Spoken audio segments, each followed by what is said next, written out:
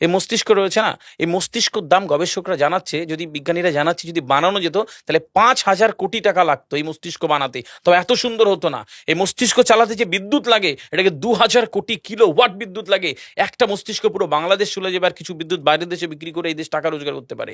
এই আপনি চিন্তা করেন যে শিরোপোষের এগুলো, একটা তারের হেডফোনকে পকেটে দেবেন আর বের করবেন, দেখবেন ছাড়াতে হচ্ছে, তাই না? জড়িয়ে জট জানা লেগে যাচ্ছে। এই পুরো শরীরের মধ্যে এরকম জড়ানো পেছনে যত শিরা আছে না, এই শিরাগুলোকে বলা হয় খুলে খুলে রাখা হলে 11 একর জমি লাগতো, 11 একর জমি লাগতো। কেন ইমাজিন আমাদের মধ্যে কি রয়েছে, পুরো শরীরে 650টা মাংস বেশি রয়েছে, যা ইনস্ট্রাকশন দেবেন তাই করবে।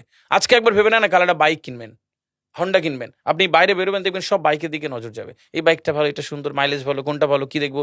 যতক্ষণ না কিনবেন মস্তিষ্ক আপনাকে ছাড়বে না, ও চিন্তা করতে থাকবে। ঠিক সেরকম একটা কমেন্ট যখন দিয়ে দেবেন, এই মস্তিষ্ক আপনাকে ওই কাজে এগিয়ে নিয়ে যাবে।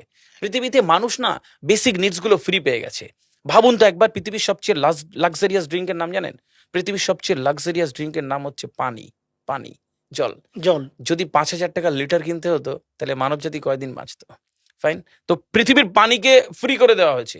অক্সিজেন, একটি গবেষণা জানায় সারাদিনে একটা মানুষ যত অক্সিজেন নেয়, এটি টাকা দিয়ে কিনতে হতো তাহলে 3.5 লক্ষ টাকা লাগতো একদিনের। শুধু রাত হয় বলে আপনাকে কত টাকা ইলেকট্রিসিটি বিল দিতে হয়, তাই না? ফ্রি পেয়েছি।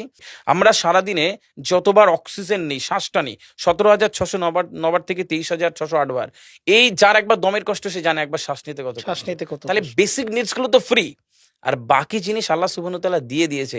আপনার আমার জন্মের সময় সব দিয়েছে, একটা উইল পাওয়ার ঢুকিয়ে দিয়েছে, যে বাংলা ইচ্ছা শক্তি বলে। ইচ্ছা এই ইচ্ছা শক্তির বলে আপনি এখান থেকে বেরিয়ে কালো বলে চুরি ধরতে পারেন, আবার অভুক্ত মানুষকে একবেলা খাওয়াতে পারেন।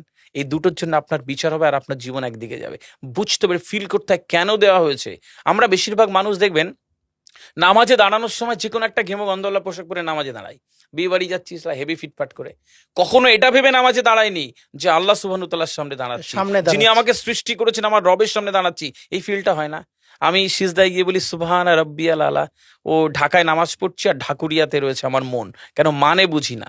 আমার তাকবীরে তাহারিমা করি আল্লাহু আকবার, আল্লাহ সর্বশ্রেষ্ঠ, সর্বশ্রেষ্ঠ। ফিল করি না।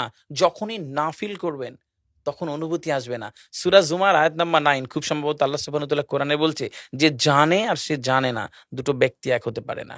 সুতরাং বুঝতে হবে। হাদিস শরীফে আমরা সবসময় পড়ি না যে শহীদের রক্তের তুলনায় জ্ঞানীর কলমের কালি অনেক বেশি মূল্যবান? কেন বলেছে? ফিল করতে হয়। এই ফিল যখন কেউ করবে তখন তার জীবনটা বদলে যাবে।